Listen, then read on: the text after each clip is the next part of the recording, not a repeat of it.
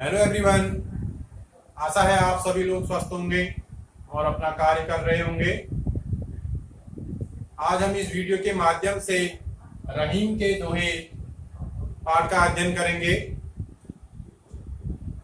इस पाठ में हिंदी के प्रसिद्ध कवि रहीमदास जी ने बहुत ही सरल भाषा में हमारे जीवन के गंभीर सत्य और शिक्षाओं को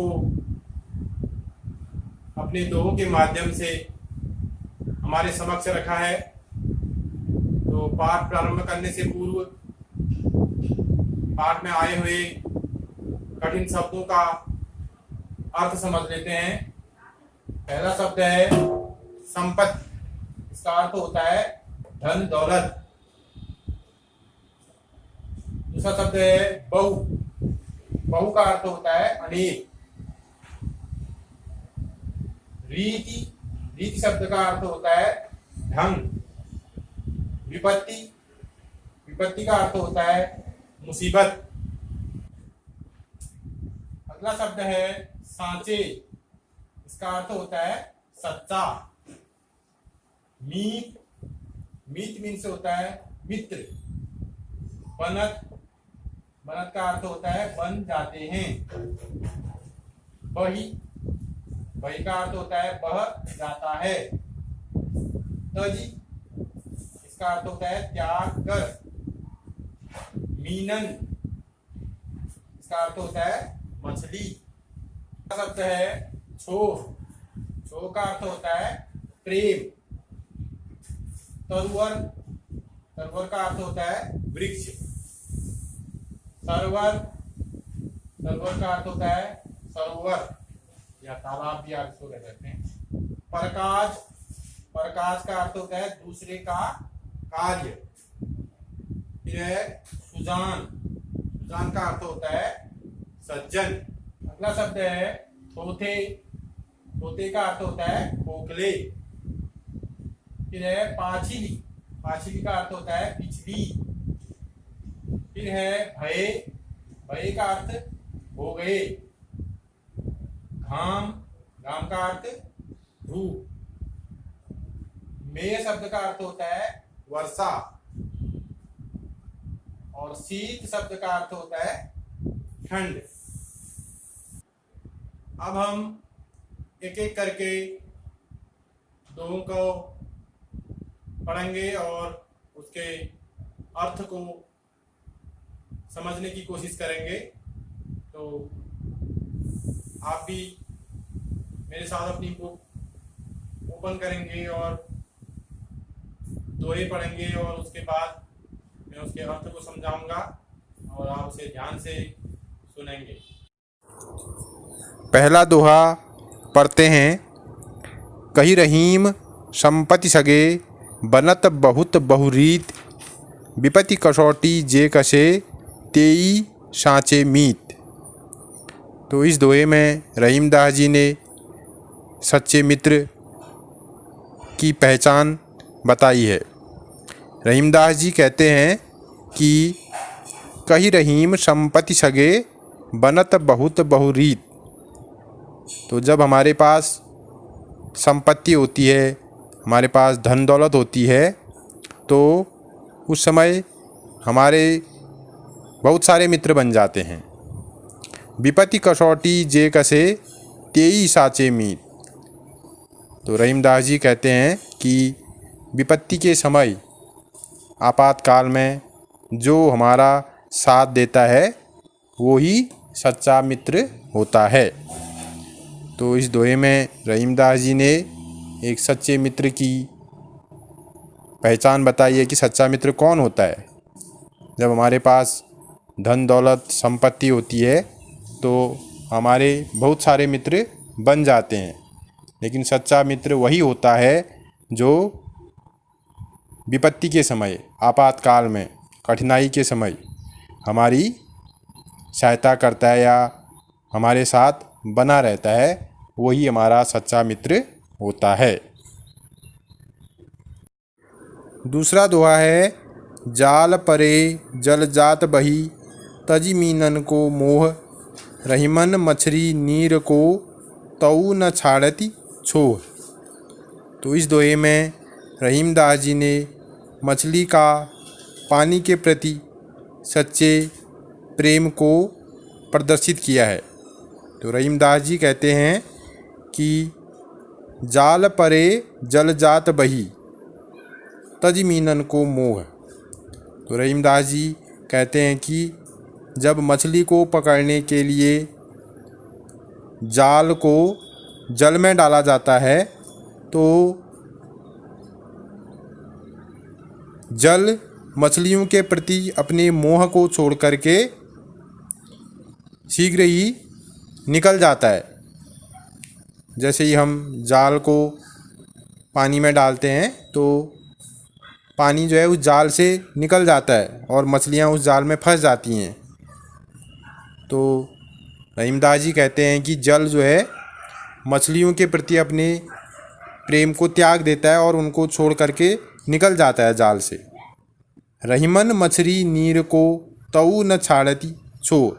तो रहीमदास जी कहते हैं कि मछलियाँ जल के प्रति अपने प्रेम को त्याग नहीं पाती और वे जल से अलग होते ही मर जाती हैं।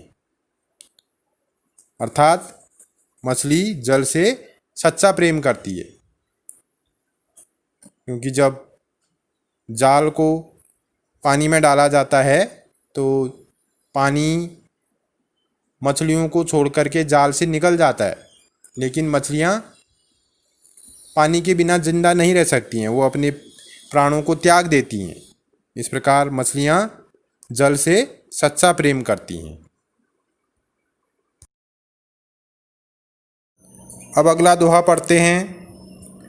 तरुअर फल नहीं खात है, सरवर पियत न पान, कही रहीम पर काज हित, संपत्ति सचहि सुजान।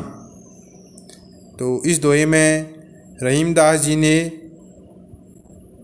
मनुष्य के परोपकार की भावना को प्रकट किया है कि जो सज्जन व्यक्ति होते हैं वो किस प्रकार दूसरे की भलाई के लिए अपना सब कुछ दे देते हैं। तो वो कहते हैं तरुअर फल नहीं खात है। तो तरुअर मीन्स होता है पेड़। तो पेड़ अपने फलों को स्वयं नहीं खाता। सरवर पियत न पान। तो सरवर मीन्स होता है तालाब, और तालाब अपने पानी को कभी नहीं पीते। कही रहीम पर काज हिता, संपत्ति सचहि सुजान। तो इसी प्रकार रहीमदास जी कहते हैं कि जो सज्जन लोग होते हैं वह दूसरों की भलाई के लिए, दूसरों के परोपकार के लिए ही अपना धन इकट्ठा करते हैं या दूसरों की भलाई के लिए अपना सब कुछ दे देते हैं। जिस प्रकार पेड़ अपने फलों को कभी नहीं खाता, तालाब अपने पानी को कभी नहीं पीता, उसी प्रकार जो सज्जन लोग हैं वो परोपकार के लिए, दूसरे लोगों की भलाई के लिए अपना धन इकट्ठा करते हैं और दूसरों की भलाई के लिए अपना सब कुछ दे देते हैं। अगला दोहा है। थोथे बादर क्वार के ज्यों रहीम गहरात, धनी पुरुष निर्धन भये, करे पाछली बात। तो इस दोहे में रहीमदास जी कहते हैं कि थोथे बादर क्वार के। तो क्वार हिंदू कैलेंडर के अनुसार एक महीने का नाम है। तो उस महीने में जो बादल लगते हैं आसमान में वो थोथे होते हैं। थोथे मीन्स झूठे होते हैं। तो थोथे बादर क्वार के ज्यों रहीम गहरात। तो क्वार के महीने में आकाश में जो बादल होते हैं वो केवल झूठे होते हैं, वो केवल गरजते हैं लेकिन बरसते नहीं हैं। जैसे धनी पुरुष निर्धन भये करे पाछली बात। जैसे धनी व्यक्ति गरीब हो जाने पर, जैसे कोई व्यक्ति धनी होता है लेकिन बाद में वह अगर निर्धन हो जाता है तो वह क्या करता है, करे पाछली बात, यानी कि वह अपने पहले बीते हुए समय की, जब वह धनी होता है उस समय की बात करके अपने घमंड को दिखाता है। तो इस प्रकार रहीमदास जी ने उसकी तुलना क्वार के बादलों से की है, जो केवल गरजते हैं लेकिन वो बरसते नहीं हैं। अगला दोहा है, धरती की सी रीत है शीत घाम और मेह, जैसी परे सो सही रहे त्यों रहीम यह देह। तो इस दोहे में रहीमदास जी कहते हैं कि धरती की सी रीत है शीत घाम और मेह। ये धरती अपने ऊपर पड़ने वाले शीत, शीत का अर्थ होता है जाड़ा, घाम, घाम का अर्थ होता है धूप, मेह, मेह का अर्थ होता है वर्षा। तो धरती अपने ऊपर पड़ने वाले ठंड, धूप और वर्षा को सहन कर लेती है। जैसी परे सो सही रहे क्यों रहीम यह दे। और रहीमदास जी कहते हैं कि उसी धरती के समान हमारा यह देह, देह मीन्स शरीर, मनुष्य का यह शरीर भी धरती के समान ही है। यह अपने ऊपर आने वाले हर सुख और दुख को सहन कर लेता है मनुष्य का शरीर भी। चाहे मनुष्य के ऊपर कोई अनुकूल परिस्थितियां हों या प्रतिकूल परिस्थितियां हों, वह उसे सहन कर लेता है। तो इस प्रकार इस दोहे में रहीमदास जी ने मनुष्य के शरीर की तुलना धरती से की है। जिस प्रकार धरती अपने ऊपर पड़ने वाले ठंड, धूप, वर्षा, इन सबको सहन कर लेती है, उसी प्रकार मनुष्य का शरीर भी अपने ऊपर पड़ने वाले सुख दुख, अनुकूल प्रतिकूल परिस्थितियों में उनको सहन कर लेता है। तो स्टूडेंट्स, मुझे आशा है कि आप इन दोहों के अर्थ को समझने में सक्षम हुए होंगे।